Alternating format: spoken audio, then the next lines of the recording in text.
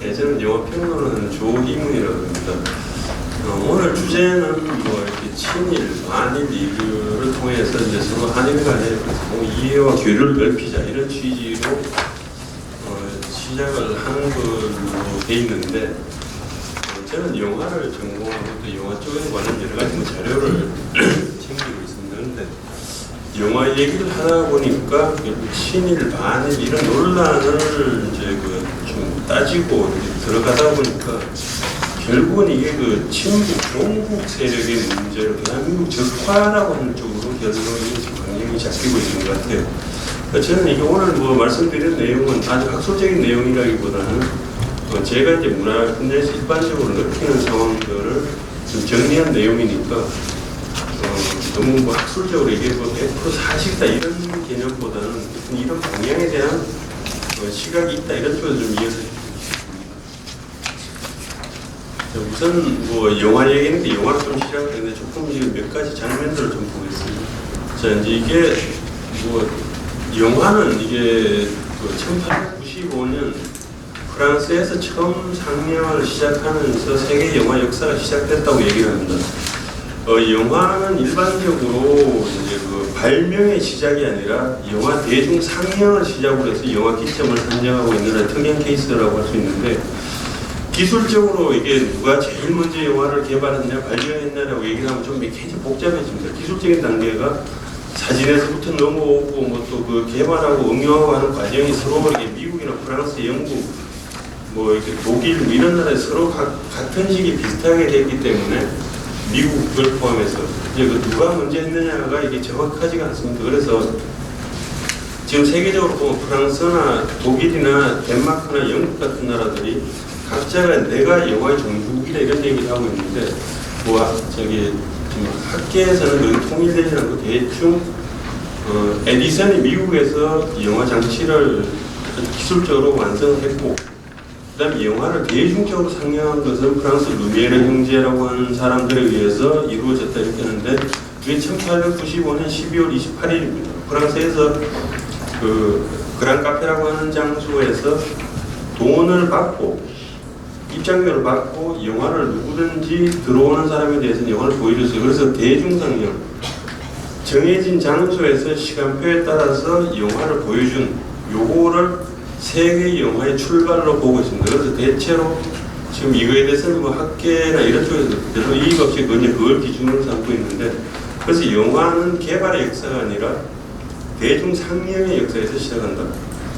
이제 이게 이제 뭐 일반적으로 정해져 있는 거고요. 그리고 우리나라 같은 경우는 영화가 이제 어떻게 들어왔는가라고 하는 루트가 좀 지금도 아직 확실하게 명쾌하게 정리는 안 되고 있습니다. 그런데 현재 기록으로 확인되고 있는 것은 1901년에 미국 사람 엘리아스 버튼 홈스라고 하는 사람이 아주 시카고에서 태어난 되게 부자이면서 세계 여행 전문가입니다. 세계 여행을 하면서 이렇게 책도 쓰고 또 카메라를 들고 카메라 팀을 같이 다녔어요.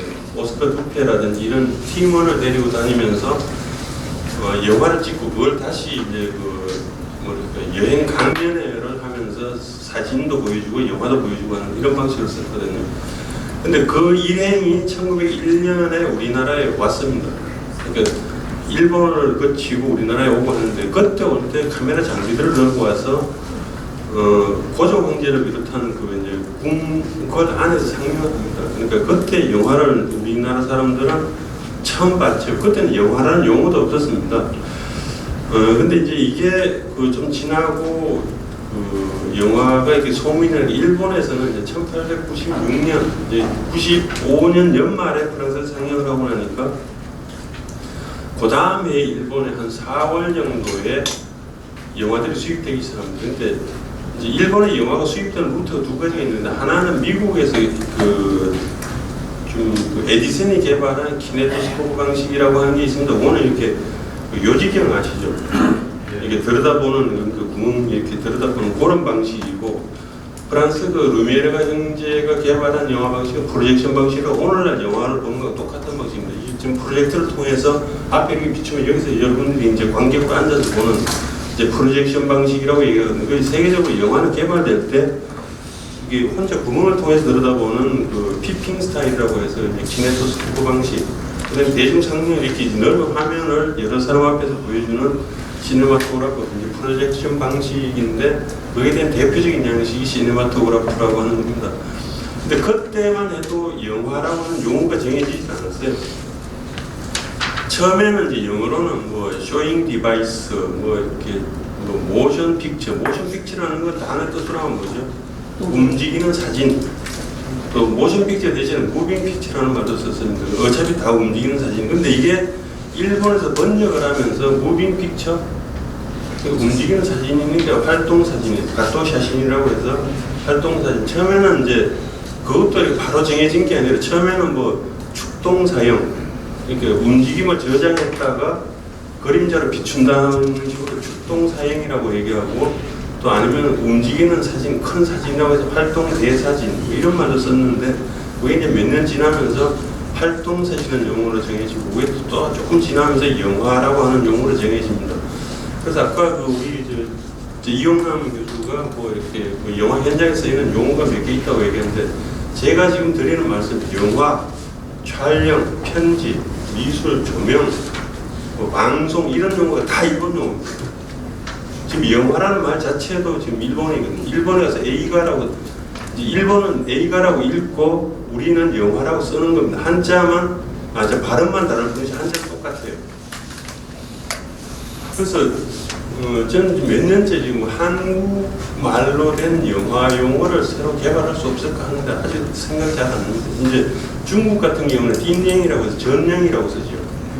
뭐 다른 나라들만 각자 이 영화를 가리키는 경우가 있습니다. 영어식으로 얘기를 하면은 필름, 시네마, 무비, 뭐 이렇게 모션 픽처, 무빙 픽처, 쇼잉 디바이스, 그 다음에 또 피처라는 말도 있고, 뭐 하여튼 영화를 가리키는 용어가 되게 많습니다. 근데 그 영어식으로 보면은 그 영화가 한 편이냐 아니면 영화 여러 편을 얘기하는 거냐, 뭐 전체 중에서 영화 산업을 얘기하는 거냐, 이런 용어에 따라서 사실 영화를 그 단어를 사용하는 개념이 다른데 우리는 다 뭉뚱그려서 영화입니다. 요새 무슨 영화를 봤냐라고 할 때는 한 편 한 편을 가리키는 용어가 되는 거고, 또 요새 영화가 잘 되라고 하는 건 산업적인 개념에서 보면 좀 다르고 이런 건데, 오늘 이거 학술 강의를 하자는 건 아니니까 그거는 좀 비교되어 있겠습니다. 예. 화면에 그렇죠. 예, 이게 이제 아리랑, 우리 무성 영화 시대 때 가장 대표적이라고 얘기하는 그 나홍규 주연의 영화입니다. 제작은 조선 시네마 프로덕션, 그다음에 감독은 진수 수일이라고 하는 일본인 감독이 있습니다. 근데 지금 이제 이게 우리나라 아리랑을 나홍규가 감독했다 아니다 해서 굉장히 시비가 많은 그런 영화인데, 그때 어쨌든 무성 영화 시대 26년도에 개봉을 해서 그 대단히 인기를 끌었던 영화인데, 그게 그해 같은 해 12월에 일본에서 상영이 돼요. 한국 영화 중에서는 아마 현재 기록이 확인되는 영화로서는 가장 먼저 일본에서 상영된 영화가 아닌가 생각합니다. 그리고 이제 그 일본하고의 그 문화 교류가 이루어지기 전에도 706라는 영화가 7인의 왕녀라고 하는 제목으로 일본에서 공개가 됐고요. 근데 빨간 마우라, 아까이 마우라라고 해서 지금 아마 영화들 빨간 마우라에 기억하시죠? 이 뭐 연세들이 다 얼마나 하신 것 같은 옛날 이 영화는 다 아실 겁니다. 뭐 빨간 마우라는 주제곡도 있고, 일본에서 아까이 마우라라고 하는 영화를 소개가 됐고요. 그리고 성춘향이 제목 그대로 성춘향, 일본에서 또 소개가 됐습니다. 군번 없는 용사, 이만희 감독이 만든 영화가 이제 군번 없는 용사, 같은 제목으로 됐고, 이런 식으로 또 됐고, 그 다음에 이제 뭐 임자문 앞에 나오는 게 성황당, 집 없는 천사, 거경제, 이거 아름다운 청춘, 이게 원래 제목 반도의 봄이라고 되어 있습니다. 근데 나중에 다시 하면서 제목이 좀 바뀌게 있습니다. 춘향전을 만드는 과정을 소재로 삼은 영화입니다. 영화를 만드는 영화입니다. 그다음에 뭐 이런 거를 춘향전 1935년, 이게 이제 반도 영화에서 만든 건데 일본이 녹음 기술이 사용된 우리나라 첫 번째 토끼 영화입니다. 뭐 하여튼 이런 식으로 이렇게 초기에 우리나라에 영화가 들어오는 과정에서 보면은 일본에서 용어뿐만 아니라 영화 제작 방식, 유통 방식, 연기하는 스타일, 뭐 광고 포스터 디자인까지 다 그대로 그냥 우리께 들어옵니다. 우리나라는 최초의 소개는 미국인 엘리아스 버튼 홈스가 있지만 실제로 대부분 영화계에 소통되는 대부분의 자료들, 용어들은 결국 그 일본을 통해서 소개가 됐습니다. 그래서 사실 뭐 한일 그 영화 쪽에서 본다 그러면 일본과 그 한국은 영화 분야에서 정치적인 이념에 상관없이 사실 그쪽으로부터 영향을 받았다고 볼 수 있습니다. 오늘 출판이라든지 다른 뭐 건축, 뭐 기술 이런 쪽 말할 것도 없죠. 전부 다 현장에 쓰고 있는 용어는 일본 용어 아닙니까? 그게 이제 결국 아까 앞에서도 발표한 내용처럼 그 일본의 어떤 영향력을 필연적으로 받을 수밖에 없어요. 특히 영화는 외래 문화로 왔기 때문에 그게 더 심해서 볼 수 있거든요. 자, 이제 근데 우리나라가 일본 영화를 대중문화 개방하는 게 1998년 김대중 정부 때입니다. 근데 그전에도 사실 우리나라 영화 중에서 일본 영화를 직업용어라고 표절, 그 당시로 보면 어떤 번안, 뭐 수용, 뭐 용어가 되겠든 간에 어쨌든 일본 영화가 기류가 없으니까. 근데 일본 영화를 그대로 갖고 와서 만든 영화들이 많습니다. 일본에서는 고지라라고 하는 영화가 무지하게 유명한데 우리나라에서 소개됐던 용가리가 고지라를 그대로 모델로 해서 만든 겁니다. 그리고 일본 그때 고지라를 만들 때 도호 영화사 기술팀들이 왔어요. 다 제작 지원을 해줬고요. 그 다음에 이제 아내는 고백한다. 우리나라 유해목 감독이 뭐 자기 작품 중에서 굉장히 꼽는 작품이라고 얘기했는데 아내는 고백한다. 그대로 갖다가 뺏겨서 만든 거예요.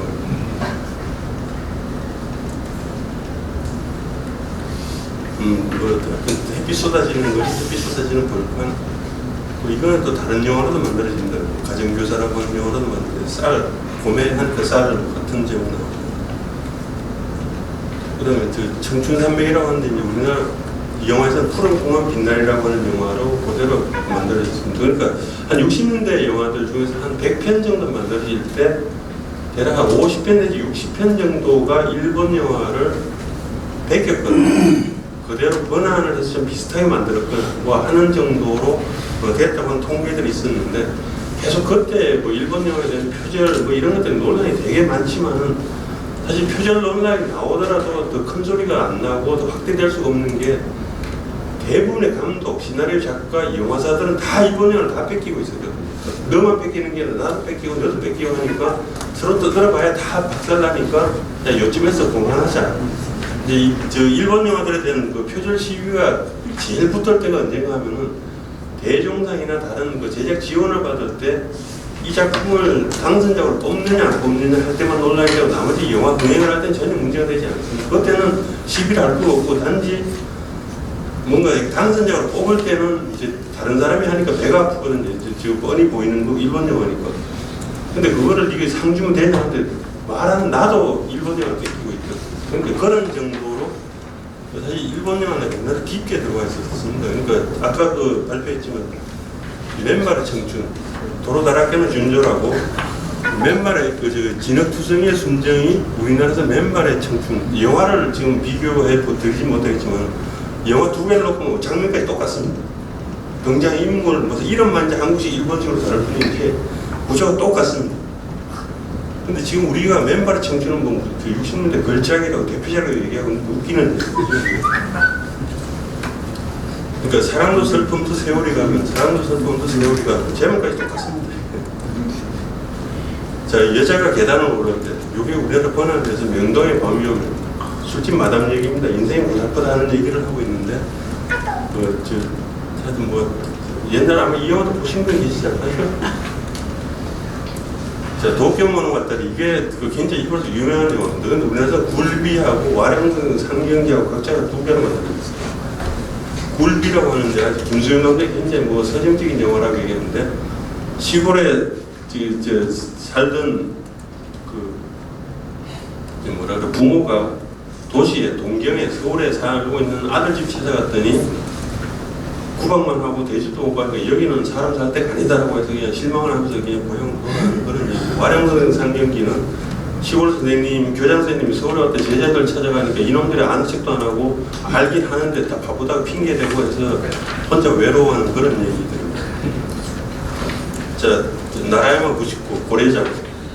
김기현 감독이 자기도 대표작이라고 꼽는 영화 중에 한 편인데 그 나라야마 99, 이건 58년도예요. 83년에 또 만들어져서 그 영화는 깐느에서 그랑프리를 받았던 영화인데 이 48년, 58년, 그 83년 세 번에 걸쳐서 만들어진 영화인데 김기현 감독 고려장은 58년도 나라야마 99를 꼭 그대로 만들지는 않습니다. 얘기는 비슷한 틀을 갖고 그대로 이렇게 우리나라 상황에 조금 맞게 했는데 기본 틀은 한 90% 이상을 그대로 제작품을 보고 아이디어도 없고 구성도 하고 그러네요.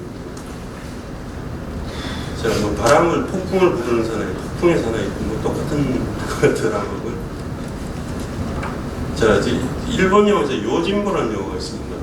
지금 불안당이라는 영화가 있는데 지금 이 필름이 없어서 내용은 잘 모르겠어요. 저는 옛날에 그 국제에서 봤습니다. 이 요진보는 이제 그 떠돌이 마을에 이제 그 양쪽 세력이 서로 버티고 있는 마을에 떠돌이 칼잡이가 하나 들어와서 양쪽 왔다 갔다 하면서 서로 돈 받고 하는 실제 용의 깡패지요. 근데 그 이야기를 불안당이라고 하는 얘기로 만들었습니다. 박노식 주연이. 그 다음에 또 한편의 영화가 황야의 표창제비라고 하는 영화로 둘 다 박노식이 주연이 있는데요. 요게 요진보를 만든 영화입니다. 그리고 요진보는 워낙 유명한 영화가 돼서 이게 황야의 무법자의 원본입니다. 그 클린트 이스트우드 나왔던 그 이스트우드 나왔던 그 영화의 원본이고 또 나중에 그 저기 브루스 윌리스가 나왔던 라스트 맨 스탠딩이라고 하는 영화를 또 만들어지는 그런 영화인데 되게 유명한 영화입니다. 자, 어쨌든 또 우리나라 손오공 뭐 이게 우리나라에서는 애니메이션으로 치면 아주 세 장을 열었다 얘기하는 건데 같은 시기 일본에 서유기가 있었습니다. 일본 애니메이션으로 만드니까 우리나라 손오공 그 아이디어를 써서 신동원 만화가 신동원에 제작을 했던 영화인데 뭐 보시면은 캐릭터가 조금 우리나라식으로 바꾸고 만화 영화라는 걸 똑같습니다. 자, 일본에서 석가라는 영화가 나오니까 우리나라 석가모니가 근데 일본에서 영화가 만들어지면 그 영화대로 그대로 우리나라에 들어옵니다.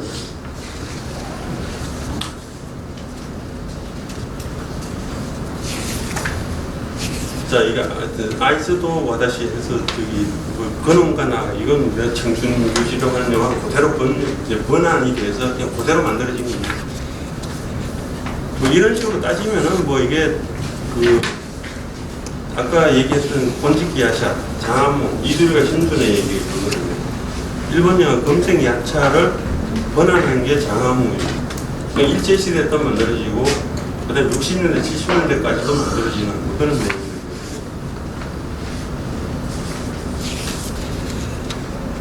자, 이것도 참 재밌습니다. 애니메이션인데 우주전함 야마토. 일본에서 야마토는 아까 그 와라고 했던 것 중에서 일본식 발음으로 하면 야마토라고 했지요. 근데 우주전함 야마토 하니까 우리나라에서 나라로 우주전함 거북선 이런 거는 뺏깁니다. 대표적으로 또 로버트 태권보이도 사실 마징가 제트나 이런 것들에 대한 짝꿍이거든요. 근데 우리나라에서는 뭐 이 로버트 태권보이가 무척 유명인 것처럼 얘기했는데 마징가 제트를 호텔 뺏긴 거가 이게 로버트 태권보이입니다. 자, 창밖에 로마가 보인다 그러니까 창밖에 잠수교가 보인다. 자, 오소식기. 장례식 아니고 우리나라에서 학생불군신이라고 영화를 만들었습니다. 그리고 인간대 감독이 축제도 사실 이거와 비슷합니다. 장례식이 아주 슬픈 행사가 아니라 거기서 모이는 사람들의 어떤 이게 소란스러운 얘기들 이런 것들을 다루는 얘기인데, 자, 올드보이, 그러니까 그 루제 정기라고 하는 만화를 갖고 만든 영화가 올드보이입니다. 그리고 플라이, 여기 이제 플라이라고 하는 영화가 우리나라에서 플라이 데이비라는 영화를 만들었습니다. 족보, 이제 그 다음에 여기에 저기 가지야마 그 도시유키라고 하는 그 일본인 소설가, 작가인데 일본 작가가 근데 우리나라에서 태어났어요. 성장을 주로 우리나라에서 하고 있었는데 일본 작가임에도 불구하고 우리나라에서 태어났기 때문에 한국 사정을 잘 알고 쓴 제 작품 중에 족보하고 이질 잔영이 있으면 그걸 그대로 만드는 거예요. 근데 이때도 사실 일제 외색을 상당히 금지한다고 그랬는데 일본 작가의 원작을 갖고 만든다고 하면 사실 위험부담이 되게 컸습니다만 일본 작가가 한국에서 태어나고 자란 사람이다. 그리고 한국을 소재로 한 소설이라고 하는 거가 이제 양해가 돼서 족보하고 이조 잔영이 만들어지는 그런 경우라고 할 수 있고요. 그 다음에 이제 그 설국은 가와바타 야스나리가 노벨상을 타니까 이건 아무리 일본 뭐 그때 말로 쪽발이라고 해도 워낙 유명한 사람이니까 이 정도면 우리가 문학상을 수용해야 되지 않느냐 이렇게 해서 만든 게 설국입니다.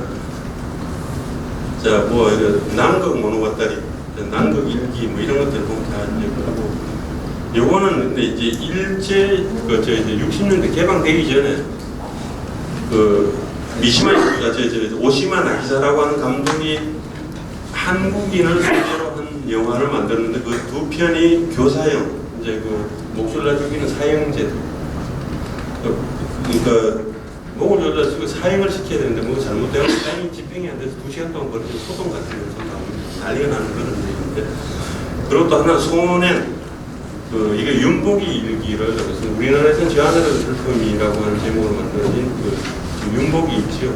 가난한 그 수본인 가정 얘기요. 일본에서 그때 이렇게 좀 그 제1조선인들을 주인공으로 하는 이야기를 다룬 케이스가 드물게 있습니다. 흔하지는 않은데 일본 쪽에서 그때 그 당시로서는 오시마 나기사가 교사형하고 소년을 만들었다 이렇게 볼 수 있고요.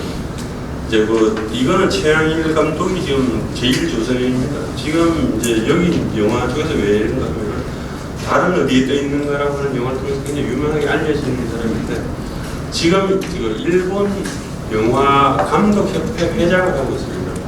아마 우리나라 같으면은 일본 사람이 우리나라에서 단체장을 맡으면은 어디 감히 일본인 쪽발이들이 여기 와서 외놈들이 와서 이게 일을 더럽힐 수 있느냐 이럴 수 있는 것 같은데 일본 사람들은 뭐 그건 거고 정말 이 사람이 뭐 한국 사람이냐고는 어쨌든 일본에 살고 있는 사람 아니냐. 그러니까 영화인 협회 회장, 감독협회 회장도 하고 저쪽 어느 대학교의 교수도 지금 하고 있습니다. 그래서 제일 한국인이지만 뭐 전혀 이렇게 차별이나 이런 것 없이 일본에 살고 있는 이런 경우도 생각해서 좀 얘기를 해봤습니다. 그래서 아까 오시마 나기사가 다룬 얘기라든지 최양일 케이스 같은 경우를 본다든지 아마 여기 계신 분들 잘 모르실 것 같긴 한데 지금 6월 14일부터 지난 6월 14일입니다. 한 달 전이에요. 일본 문화원에서 이수연 회고전을 했습니다. 이수연 아시나요? 2001년에 일본에서 열차 승객 구하다가 떨어져서 죽었던 사람이죠. 18년째 일본 사람들 그 사람 추모하는 행사를 하고 있습니다. 영화제도 하고 하는데 지금 우리나라 사람도 추고 있고 이수연 잘 기억 못 하실 거예요. 대부분 굳이 이럴 수 있는데 일본은 그렇지는 않은 것 같아요. 적어도 이렇게 어떤 교류에 대한 상호 이해 이런 것들은 상당히 그리고 이제 고스트 인 쉐로의 고스트 이게 공각기동 이런 것도 이제 우리나라에 수입된 일본 영화들을 지금 예로 들고 오늘 소개된 영화들을 지금 소개해드립니다. 도라에몽이 계속 해마다 여름철에 들어오고 포켓몬스터 그다음 호타루는 이것도 이게 일본인들이 자기 어떤 좀 고향의 어떤 뿌리를 찾아서 우리나라에 와서 이렇게 한국을 이렇게 좀 살펴보는 그런 내용을 다뤘습니다. 일본 영화에 대해서 가장 좀 친한적이라고 할까 한국의 어떤 뿌리를 살펴보는 그런 영화가 되겠습니다. 그리고 이제 폭풍소년 아키라라고 하는 애니메이션 우리나라 수입 개방되기 전에 일본 영화라 안 하고 미국 영화라고 하는 웹툰을 쓰고 폭풍소년이라는 제목으로 국내에 수입이 됐습니다. 그래서 일본 영화는 다 알면서도 사실 어떻게 여러 가지 방법을 통해서 이렇게 비장을 했던. 근데 이제 영화 일본 영화 개봉되고 나니까 이게 아키라라고 하는 게 사람들한테 알려지죠. 사실 영화 제 같은 이제 영화 연구자들 사이에서는 이건 정말 좀 위장인데 하고 있는 꼬리에 잡힌 케이스라고 하겠습니다. 자, 일본 문화 개방 98년에 되면서 하나비라는 영화 처음 들어왔고요. 그 다음에 이제 가게무샤라고 하는 영화가 두 번째로 들어왔고 그 뒤에 이제 토토로 센가 지히로는 카미가쿠시 지히로의 행방불명 이건 마이웨이 좀 뜬금없이 나오는데 나중에 자리에 잘 들어왔습니다. 요거는 이제 서로 일본을 배경으로 한 도쿄타워, 도쿄비오리, 러브레타 이게 이제 국내 소개된 일본 영화에 비해서 흥행이 가장 잘 되는 케이스인데 일본 영화 개방 전에는 일본이 들어오면 한국 영화 못 한다 했는데 실제로 개방을 하고 나니까 의외로 반응이 굉장히 약했습니다. 일본 영화하고 한국 영화 차이가 뭔가 일본 영화를 굉장히 잘 만듭니다. 굉장히 정교하고 꼼꼼하게 만드는데 한국 영화에 비해서 뭐가 없는가 하면 무대뽀가 없어요. 굉장히 착실하고 예의적입니다. 그런데 한국 영화는 굉장히 거칠고 사나워요.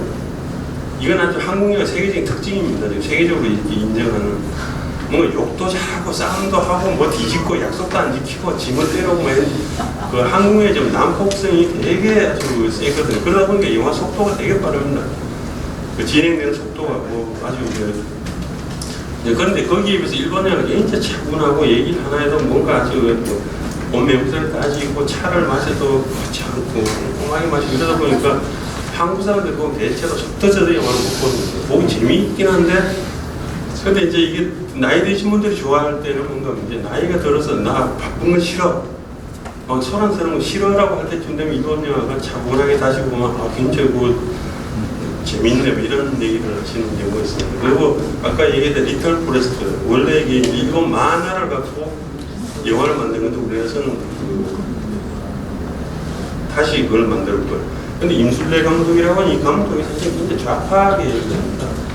그런데도 만드는 건 일본하고 상관이 없죠. 그러니까 앞에서 다시 말씀드리겠습니다. 신경숙 그 유명한 소설가 신경숙 작가가 사실 일본 그 표절 시비에 휘말려서 얼마 전에 이제 복귀를 했습니다. 원래 한 5년 정도 쉬다가 근데 일본 표절이면 사실 그 우파들이 그랬으면 진짜 죽을 겁니다. 그런데 좌파사에서 전혀 문제가 안 돼요. 왜 그런가 하면 걔네들한테는 반일이 중요한 게 아닙니다. 자, 이게 하다 보니 너무 시간이 길어지는데 처음으로 돌아가겠습니다. 이런 식으로 일본 영화가 이제 한국 영화에 미친 또 나름대로 일본 영화에서 교육부도 되게 많습니다. 그렇기 때문에 사실 민간 차원에서 본다면 뭐 영화는 그냥 따로 특별한 얘기를 안 해도 잘 돌아갈 수 있는 수준, 또 잘 돌아왔다고 할 수 있는 아니면은 뭐 잘은 아니지만 스스로 알아서 서로 이렇게 주고받고 어떤 뭐 그런 케이스라고 할 수 있는데 지금 이제 이 좌파 논리들의 그 친일 반일이 왜 문제가 되는가 하면은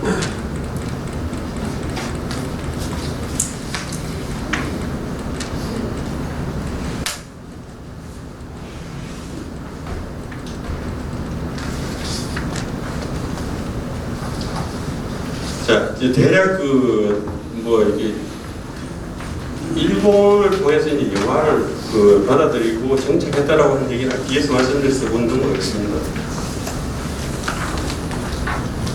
자, 무성영화 뭐 이런 것도 이제 일본 지금 우리가 얘기할 때 흔히 좌파 또는 문화계에서 얘기할 때 일제 시대에는 엄청나게 뭐 수탈 그다음에 검열 이런 걸 통해서 막 아주 뭐 숨도 못 쉬게 만들었다고 얘기했는데 실제로 다 떠있는 것 같습니다. 물론 그 통치 시대니까 굉장히 정교하게 기술적으로 다루긴 했지만은 지금 문재인 정부에서 하고 있는 방송이나 언론, 영화 통제 같은 표현의 자유를 잡는 만큼의 택도 안 될 정도로 허용을 했던 것 같아요. 그래서 일본 시대 때 사실 검열을 받았다고 얘기했는데 그 검열 기록을 조사하면 검열 받은 영화가 별로 없습니다. 그러니까 검열을 당했다 하더라도 그게 뭔가 정치적인 반항 이런 것 때문에 게 아니라 아주 엽기적인 뭐 살인을 한다는 거나 풍속을 해치는 연애 행각을 잘못하고 남녀가 불륜을 저지르는 이런 이풍양속을 해치는 것에 대해서 그러면 안 된다고 얘기하는 경우들이지 정치 사상을 표현해갖고 뭐 아니 일본은 물러가라 이런 거는 한 건도 없습니다. 근데 지금 우리가 옛날에 얘기할 때는 뭐 마치 뭐 영화가 나온규가 뭐 영화를 통해서 일본 목표로 독립운동을 했다 택도 없는 얘기를 들어요. 근데 그런 식으로 자꾸 만들어요. 그래서 이걸 그 조선 총독부 사람들도 영화를 그때 이제 굉장히 중요하게 생각하긴 했습니다. 근데 조선 총독부 일본만 그런 게 아니라 독일도 그렇고 미국도 그렇고 영국도 그렇고 당시에 모든 나라들은 영화를 다 중요하게 생각했어요. 왜 그런가 하면은 그때 영화가 대중 미디어로서 가장 대표적이었거든요. 텔레비전도 없었고 인터넷도 없었고 다른 게 아무것도 없었습니다. 근데 신문, 라디오, 영화 그 중에 영화는 영상을 보여주는 거니까 사람들은 전달력이 굉장히 큰 거예요. 공산혁명을 하고 난 뒤에 레닌이 러시아의 영화 산업, 러시아 산업이라 그러고도 그 장사를 하기 위한 게 아닙니까? 영화를 교육 선동의 수단으로 삼기 위해서 국유화 작업을 하고 영화인들한테 뭐 취업이라고 할까요? 아니면 어떤 자리를 만들어주고 돈을 내줄 테니까 너들 돈 걱정하지 말고 영화를 만들어라. 그리고 그 영화를 교육 선전에 이용한 거는 영화가 는 힘이 그만큼 컸기 때문에 그런데 이건 전 세계 당시의 나라들이 다 했습니다. 영화를 만드는 나라들이면 조선 총독부 일본만 유난스럽게 뜬 게 아닌데도 마치 일본은 그 뭐 한국을 완전히 말아먹으려고 뭐 했던 것처럼 막 검열도 하고 막 짓밟았다고 얘기하는데 그거는 좀 사실로 다른 얘기고 그 표현의 방법이 좀 달랐다 그럴 수 있습니다. 자 이제 문화개방 그건 뭐 아까 말씀드린 내용대로 그것도 일본도 그렇고 이제 개방 상황도 그렇고 그리고 이제 그 일본에서 사실 지금 우리가 지금 한류라고 막 바람을 잡고 얘기했는데 여러분 다 기억하실 거예요. 겨울연가라는 드라마 있죠. 2003년도에 일본 NHK 지역 방송이 됐습니다. 그러니까 전 채널 말고 그러니까 그 지역으로 방송되는 프로그램 이제 소위 말하는 조그만 그 계열사를 통해서 하는 거죠. 근데 이거 보내고 나니까 의외로 반응이 되게 좋아요. 그래서 4월달 때 시작했던 프로를 그 프로가 끝나고 20부작을 하고 나서 그해 연말에 다시 한번 재방영을 합니다. 그때도 지역방송을 했는데 그때는 앞에보다 더 난리가 났어요. 그러고 나니까 또 NHK가 이거 웬일이지 하고 나니까 그 다음에 그 2004년 4월에는 NHK 전국방송국에서 하니까 일본에서 난리가 났습니다. 그때부터 후유노 소나타, 겨울 소나타에 바람이 불고 이제 그 배용준이가 연사마가 되고 최지우가 지우 히메가 되고 이러면서 한국 드라마 이렇게 재밌냐 뭐 이런 식의 반응들이 나오면서 막 그때 열풍이 불기 시작했어요. 그래서 배용준은 뭐대로 한 인형, 뭐 상품, 모자, 옷, 뭐 사진첩 이런 것들이 막 불티나게 팔리기 시작하고 사람들이 영화 저기서 찍었대더라 드라마를 여기 찍었대더라고 이제 남이섬으로 관광을 오기 시작합니다. 아주 뭐 이제 그 겨울 소나타 막 바람이 불고 아주 난리가 나는 거예요. 그리고 그해 이제 그 2007년 1월부터는 워낙 인기가 좋으니까 각 그 일본의 민간 방송들에서 한 그 숫자를 다 하니까 19개 정도 되는데 그게 이제 지역 방송을 하기 시작하니까 그때부터 막 일본의 그게 이제 그 겨울 소나타뿐만 아니라 그때 그 이제 가을 동안가 뭐 이런 것부터 시작해서 그 뒤에 이어지는 한국 드라마 가수 뭐 이런 것들 바람이 시작해요. 그리고 그때 이제 한국의 기획사들이 자꾸 일본과 접촉을 하게 되고 일본 영화 이제 일본 사람들이 한국 영화를 보기 시작하고 드라마를 사가기 시작하는 과정이 생기면서 한류 바람이 시작이 됩니다. 아주 그러니까 그때는 뭐 상상을 못할 정도로 우리가 놀랄 정도로 일본에서 바람이 커지고 인기가 높아지고 하니까 일본의 공연 뭐 이런 것들이 뭐 그러죠. 그래서 한류가 사실은 일본에서 시작이 됐다. 이렇게 하면서 그런 점에서 뭐 일본은 우리한테 엄청 그 공로자라고 할 수 있죠. 한국 문화 개방 이후에 그 미친 영향이 엄청 컸다 이렇게 할 수 있습니다. 그리고 이 표는 좀 작아서 안 보입니다. 좋은 그 NHK나 민방이나 뭐 우리나라 KBS 시청률 조사를 했는데 대략 한 20% 정도. 근데 일본에서는 전국으로서 20% 정도면 이건 완전히 우리나라 한 80%에 맞먹는 수준인 것 같아요. 아주 열풍도 이런 열풍이 없었을 정도로 어떤 자 이수연 아까 말씀드린 대로 저 2001년 그 했다가 다른 사람하고 상관없는 구하러 했다가 그 희생을 했던 이수연을 영웅으로 묘사하는데 그런데 이번에도 거기서 다큐멘터리 영화를 상영했습니다. 각계하시라고 하는 그 이제 우리말로 하면 뭐 사다리, 가격 뭐 이런 서로 이어주는 어떤 뭐 그런 뜻이 되겠습니다. 각계하시라는 다큐멘터리에 그 추모 공연도 있었고 사진전도 있었고 그때 썼던 뭐 그 전차표 뭐 이런 책 뭐 이런 것들의 그 유품 비슷한 것들을 좀 전시하고 그랬었습니다. 그래서 이거는 보면 어떤 그 일본이 우리한테 갖는 관심이 특별하게 뭐 배척한다, 미워한다 이런 게 아니라 여전히 정당한 거에 대해서는 기억을 하고 서로 살피고 이해를 하고 있다라고 이렇게 볼 수 있는 그런 경우라고 합니다. 그리고 저는 우리나라 사람들 쪽에서도 일본에서 특별히 적개심이 있다고 생각하지 않습니다. 뭐 다 초밥집 가서 드시면 사케하고 드시면 그냥 맛있게 드시죠. 초밥 싫어하는 분 계세요? 회 싫어하는 분 계십니까? 생선을 못 드시는 분일지는 모르겠지만 싫어하지는 않으실 수는 있을 거라고 생각합니다. 근데 왜 그렇게 자꾸 이렇게 싫게 만드냐? 누군가 조작을 하고 있는 거라고 생각합니다. 대부분 일본 사람들은 지금도 젊은 애들도 일본식 뭐 저 이자카야 같은 데 생기고 일본 라멘 좋아하고 일본풍의 무슨 다코야끼도 먹고 뭐 다 일본 술, 패션 뭐 이런 놀아요. 다 그죠. 그리고 일본 그 문화 개방하기 전에도 애들은 그 부산 같은 데 가서 보면 애들 그 일본 방송 넘어오는 거 보면서 또 우리나라 서울에서도 가끔씩 위성으로 잡히는 거 통해서 애들 그 일본 그 애니메이션 보면서 뭐 패션도 알고 무슨 뭐 일본 그 애들 그 애니메이션 노래도 알고 하는 과정을 사실 일반인들 쪽에서 보면 일본에서 특별히 감정이 나쁘거나 뭐 이유 적개심을 가질 이유가 없는데 이걸 누군가 조작을 하고 있다라고 하는 점에서 심각하다고 저는 보고 있고요. 자, 신경수 표절 논란이 그 미시마 유키오의 그 작품 중에서 일부 표절했는데 이게 논란이 됐습니다. 그런데 창작가 비평에서 백낙시영이라고 하는 인물이랑 또 다른 그 주변들을 통해서 신경수의 표절을 했는데 좀 고의성이 있는 게 아니다. 그러니까 얘는 봐줄 수 있다. 고의성이 심각하지 않으니까 이런 게 똑같은 얘기라고 했어요. 누구하고 나면 발만 들었다. 아까 일본 그 배우가 일본에 개념이 없다고 해서 시기에 이런 데 일본에 가서 밥 먹고 오냐고 이런 뭐 생일잔 잔치 받고 오냐고 내가 반대편에 있다면 박살을 낼 사람인데 내 편에 있으니까 시비하지 않는 거예요. 임술래가 아까 그 리틀 포레스트라는 영화를 만들었으면 우파에서 그렇게 만들면 이 정신 나간 놈들 일본 작품을 갖고 뭐 이렇게 갖고 들어와 이렇게 얘기를 할 건데 지는 얘기 안 하잖아. 너무 모르고 아무 상관이 없거든요. 네. 시간을 또 적어서 자, 이거는 신경수 표절이 왜 시비가 안 되는 건 자기네 패거리이기 때문에 문제를 산사하는 거예요. 지금 문재인 대통령 사람 쓰는 거지 장관 임명 문제가 다 뭐 비리가 있고 뭐 감옥 갔다 오고 뭐 자기를 치고 다 해도 아무 문제 없어요. 왜? 자기 편이니까. 만약에 반대편에서 그랬으면 막 다 떨어뜨리면 난리 나는 거예요. 이념 쪽에서 보면은 자기네 편인 이상은 어떤 잘못이 있든 뭐가 잘못됐든 뭐 했든 문제가 안 되는 거예요. 자, 그래서 제가 드리려고 하는 말씀이 친일, 반일 논란은 단순히 민간 차원에서 벌어지거나 우연하게 대중적인 문화현상이 아니다라고 하는 쪽에서는 주목합니다. 그래서 이건 누군가가 의도적으로 만들고 있는 조작이다. 조작의 목적은 뭐냐?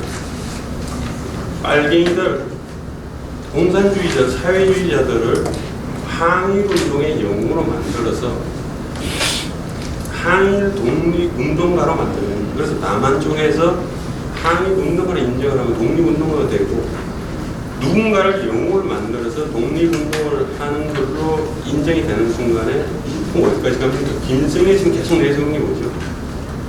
백두혈통이 내세운 게 뭐죠? 항일 독립운동의 수단 아닙니까? 결국은 북한을 세운 공산 세력들에 대한 면죄부를 주고 정당화를 하고 거기로 가자는 거라고 보고 그래서 친일파 논란에 가장 타격을 받는 사람이 누구죠? 일반 가서 이게 뭐 회 먹는 사람 스시집 아닙니다. 제일 심하게 타격받는 사람 이승만, 박정희 건국 대통령, 그날 경제 그 산업 대통령 이걸 두 사람을 박살 내는데 이 사람을 낼 수 있는 건 친일파 전력밖에 없습니다. 친일파를 전력을 들어서 이 두 사람을 박살 내는 순간에 대한민국의 건국과 성장의 정통성이 무너지는 거예요. 그러니까 친일파에 의해서 대한민국이 태어나고 성장했다라고 하는 이 논리를 깨므로 인해서 대한민국은 개뿔도 아닌 나라, 태어나서는 안 될 나라가 되고 그 다음에 항일 운동을 해서 만든 나라, 어디 북한 김일성 왕국은 정당하게 일본에 대응해서 태어난 진짜 이 한반도의 진정한 주인인 나라를 만들자고 하는 게 공적인 목표라고 합니다. 예전 그래서 저는 영화를 통해서 이제 그 세상을 보는데요. 지금 이게 그 아까 잠깐 언급했던 암살이라는 영화가 있었습니다. 2015년도에 나왔던 영화이고 그 다음에 밀정이라는 영화가 나왔습니다. 거기 영화에는 보면은 그 주제 중에서 그 김원봉이 등장을 해요. 김원봉 지금 굉장히 논란이 되는 사람이죠. 그 영화에서 이렇게 역할은 굉장히 작은데 굉장히 그 어혈단 지도자로 나오면서 굉장히 중요한 인물로 나옵니다. 저는 영화를 볼 때만 해도 저 공산주의자 저놈이 나오네라고 하는 정도로 이렇게 좀 이게 영화들이 이놈들이 색깔을 좀 내는구나 이런 정도로 인식을 받는데 문재인 정부가 들어오면서 김원봉을 아예 주인공으로 내세운 드라마 이몽을 만들고 지난 6월 현충일날 대통령이 김원봉을 독립운동가를 인정해야 된다, 서훈을 훈장을 줘야 된다라고 하는 얘기로 가는 걸 보면서 야, 이게 이쪽의 이게 목표들이 단순히 이게 우연이 아니라 누군가 굉장히 정교하게 조작을 하고 몰고 가고 있는 고대 작업이구나라고 하는 생각을 하게 되는 겁니다. 그래서 이게 반일, 친일 이런 논란들이 단순히 우연히 인간인사에서 벌어지는 이게 대중문화 차원이 아니라 굉장히 전략적인 목표를 갖고 진행하고 있는 아주 정교한 프레임이다. 그래서 김원봉 작업은 단순히 김원봉 한 사람을 영웅화하자는 게 아니라 결국 공산주의 세력을 영웅화하고 독립운동으로 인정을 함으로 해서 그 주변에 붙어 있던, 주변이 아니라 그 더 뒤에 있는 김일성으로 이어지는 좌파 계열, 공산 계열들의 독립운동가들까지 양성화하고 결국 그거를 대한민국 건국의 정통 세력으로 인정하자라고 하는 노력. 이렇게 지금 대한민국을 허물고 해체하고 결국 북한을 한반도의 정통 국가로 만들어 나가자라고 하는 얘기로 연결되는 작업이라고 저는 보고 있습니다. 그래서 지금 그 연결되는 작업들이 상해 임시정부, 사실 그때 임시정부 굉장히 여러 개가 있었죠. 어느 게 임시정부인지는 그것도 모르고 상해 임시정부도 역할을 보면 굉장히 덜쭉날쭉해서 사실 그 정통성을 대표적으로 갖고 있는지에 대해서도 여전히 확인할 수 없습니다. 그럼에도 불구하고 지금 좌파들 세력은 그게 중요한 게 아니죠. 단지 그냥 그 임시정부 시절에 100년을 만들어서 그거를 정통성 거기로부터 출발을 삼음으로 인해서 대한민국 1948년 건국을 부정하겠다는 노력입니다. 뭐 그런 것도, 그 다음에 지금 요새 한국영화 100년을 만들고 있는 마찬가지로 100년 사업을 하는 것도 그런 연장선에서 벌어지는 문화활동 중에 하나라고 보는 거죠. 그래서 전교조가 교육, 지금 요새 또 교과서가 굉장히 논란 벌어지고 있죠. 교과서가 하는 목표도 단순히 이게 그냥 우연히 역사를 바꾸자는 정도가 아니라 결국 그 건재는 공산 세력을 대한민국 그 한반도의 중심 세력으로 인정하자라고 하는 그 작업을 향한 과정이라고 저는 보고 있습니다. 그래서 영화 작업들이 그러니까 우연히 나타났던 영화나 드라마나 이런 게 결국 그 단순히 그냥 그 제작을 기획하는 쪽에서 나타나는 얘기들이 아니라 누군가가 이게 헤드쿼터 본부가 있어서 이걸 정교하게 기획하고 있는 문화 작업, 인체 정치 작업, 대한민국 해체 작업에 계산된 작업이다라고 저는 보고 있는 겁니다. 김원봉 영웅 만들기 뭐 그러니까 암살 밀정 뭐 이런 얘기를 지금 드리고 있는 내용을 지금 말씀드리는 거고요. 자, 이거는 이제 그 김원봉을 등장시키는 그 암살이든 최선과 맡고 있고, 저 밀정에서는 이병헌이라고 맡고 있습니다. 그 밑에 나오는 저 하태성인가 한 그 배우가 일본인 그 순사로 나오는데 이 친구가 그 드라마 이몽에서 일본 순사로 나옵니다. 그러니까 위에는 뭔가 이게 다 연결돼서 돌아가고 있는 아주 묘한 느낌이라서. 그러니까 저 위에 저 하승태라고 있죠. 그 김원봉 위에 있는 아까 그 인물이고 저 MBC에서 그 이몽을 소개하고 있는 그 홈페이지 그 캡처를 했습니다. 그래서 아주 대대적인 작업을 하고 있는데 이몽은 단순히 하나의 우연히 드라마가 아니라 굉장히 정교하게 계획된 작업이 될 겁니다. 그 대한민국 해체를 위한 과정에서 정말 그런 점에서 좌파는 정말 오랫동안 권력을 잡기 전부터 벌써 시작된 이게 정교조가 교육을 받고 있다는 그 과정 중에 하나가 아닌가. 그래서 결국 이번에도 교육부에서 그 필자 동의 없이 대한민국 그 유일한 합법 정부라고 하는 것을 대한민국 정부를 세웠다는 식으로 말을 일반인이 보면 그 말이 그 말 아니냐 싶은데 사실 그 단어 하나 들어가고 아닌 거에 따라서 그 성격이 전혀 달라지는 내용을 굳이 죽으라고 하는 이유가 결국 희석시키려고 하는 그런 노력들이 아닌가. 자, 요새 이제 등장하고 있는 일제시대를 배경으로 한 영화들이 또는 드라마가 지금 갑자기 많아지고 있습니다. 그러니까 뭐 모던보이, 좋은 나쁜 놈, 라디오 데이스, 덕혜옹주, 동주, 암살, 일정, 헤어와 뭐 가결, 아가씨, 뭐 미스터 선샤인 이런 것하고 밑에 이몽을 드라마죠. 한거 대장 김천수 가장 최근의 영화는 저 밑에 제일 아래 있는 봉오동 전투입니다. 8월달에 아마 여러분에게 개봉될 것 같은데 상당히 전투, 봉오동 전투를 배경으로 하고 있는데 결국은 또 일제 저항하는 얘기죠. 유관순도 한 거라고 하는 유관순 뭐 일제 독립만 써야 된다 그런 얘기를 하고 있는데 결국 일본을 적응하고 일본에 저항한 사람들을 영웅으로 만든 거예요. 그런데 영웅이 자유를 위한 영웅들이 아니라 결국 사회주의 이념을 위한 구국을 향한 영웅이라고 보고 그들을 만들기 위한 작업으로 가고 있습니다. 자, 위안부 소재 영화도 마찬가지로 일본을 아주 극단적인 나술용으로 만들고 있는 영화들이죠. 낮은 목소리, 변형규는 3부작까지 만들었고 소리급세, I Can Speak, Her Story, 눈길, 뭐 그리고 싶은 것, 나의 마음은 지지 않았다. 김목동도 곧 개봉을 두고 있는 영화입니다. 김목동 저 할매가 좀 죽었다고 해서 돌아가셨다고 해서 타격을 하셨는데 살아생전에 위안부 재혼을 했던 현재 좀 유명한 사람입니다. 그리고 간첩 소재 영화들 꽤 많습니다. 쉬리나 이중 같은 간첩 이철집. 간첩 이철집에는 좀 중간에 방금 문구가 잘 안 보인다면 간첩을 신고해야 되나? 지금도 간첩이 있나? 이런 식의 표현이 나와요. 그래서 이게 영화를 만드는 감독이 혹시 간첩이 아닌가 이런 생각이 드는데 건여를 모르는 간첩. 근데 실제로 이건 좀 농담 비슷하긴 합니다만 지금 국정을 조사했을 때 영화계에 간첩이 있다고 그랬거든요. 근데 한 명은 드러나는 게 있습니다. 근데 지금 또 다른 몇 명이 있는데 아직 실명을 지금 거론하지 못하는데 근데 간첩 이철진에서 보면은 뭔가 이게 뭉고 있는 내용이나 영화 소재나 이런 걸 보면은 이 사람이 아닌가 이런 의심이 들기도 하는 그런 부분이 있습니다. 간첩 동창세 이중간첩 베를린 의형제 은밀한 공작 계속 이어지고 있는 영화들이 계속 앞으로 더 나올 거라고 예상이 되는데 이 영화들의 특징은 뭔가 하면 간첩을 소재로 하면서도 간첩을 나쁜 놈은 안 그래요. 어벙하거나 착하거나 적어도 그렇게 나쁜 놈 아니네 이상한 놈 아니네 하는 정도로 만들어서 간첩에 경계심을 희석시켜버리는 그런 영화입니다. 그리고 6.25 전쟁 소재 영화들은 태극기 날리기, 적과의 동치, 웰컴 동막골, 작은 일목, 고지전, 서부전쟁 이런 것도 계속 이어지고 있습니다. 그 다음에 오빠 생각이라든지 이런 영화들 계속 이어지는데 마찬가지로 북한을 나쁜 놈을 안 합니다.